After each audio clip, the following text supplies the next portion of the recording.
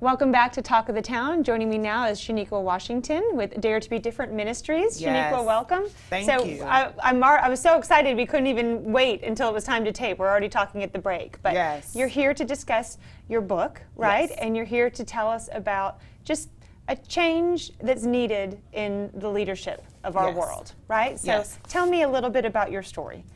It's about my story. It's about culture and the fact that it doesn't matter where you come from, that everybody is dealt a hand of cards. And it's how you play those cards when you're handed those cards that makes the difference in leadership.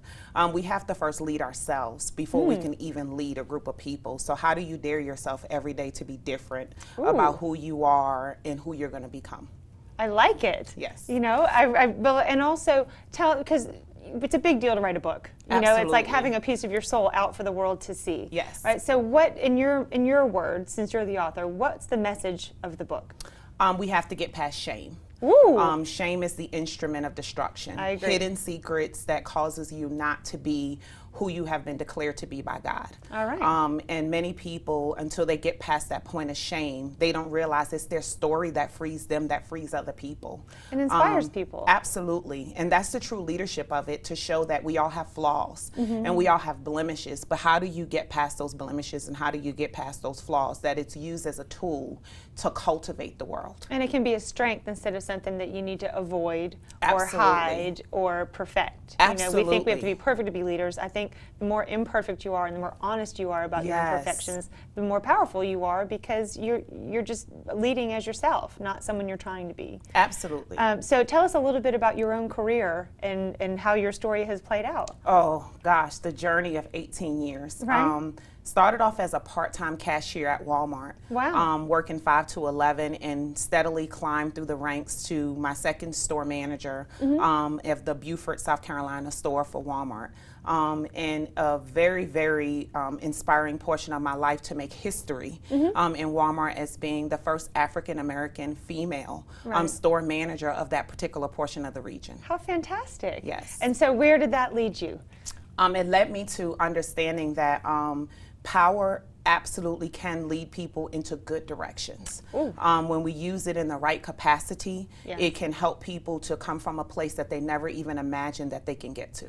Well, because seeing you in that role makes it okay. Everyone else can believe that it's possible for them. Absolutely. You're giving them Yes. permission to have that dream. Absolutely. You know, so it's, you know, sometimes people, when you get into the spiritual department, your power and success can sometimes be frowned upon. Yes. You know, and in this case, it's actually positive because, you know, you're showing what's possible and that it doesn't have to be a negative thing. Absolutely. Through the strength of God for myself, being my first empowerment for leadership, and then absolutely working through people and being inspired by those great mentors. I've had some wonderful mentors that have cultivated me and shaped me. And that's the biggest part of leadership, is that not only do you shape, but you have to be shaped as well. Yeah. And as you continue to grow, you have to find those people that are at capacities with integrity, Yes. that are at a higher spot than you, that can continue to help you to persevere forward. Who do you want to be?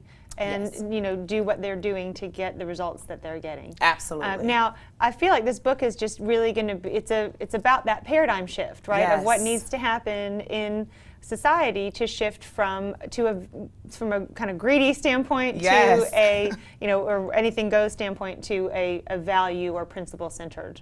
Absolutely. Center. Core values and principles is what this country actually was founded on. People fought to come to America because of the principles and the cores of "In God We Trust," and we have totally shifted from that. And we have 2 generations that's coming behind us that we have to not have secrets and not operate in a place where corruption Yes. and powered by sex and scandal I agree. is the way that we're leading our country. But we got to get back to those biblical principles to say that we stand for something, and something is not corruption. No, I agree. Now, how can we find out more about the book? Because I know people are going to want to read it. I want to read it. I can't wait. So Absolutely. How do we get your book? If you go to my website, www.shaniquawashington.com, you can purchase the book currently at this time. Okay. In addition to, in about a week and a half, I'm so excited, it will be on Amazon.com. Wow, Yes. that's wonderful. What a huge, exciting achievement for you too, personally. Yes. So clearly your star is on the rise. So what can we expect from you coming up? What can we look forward forward to? Leadership conferences that will be coming. Please look out for the one that will be coming October 9th and 10th.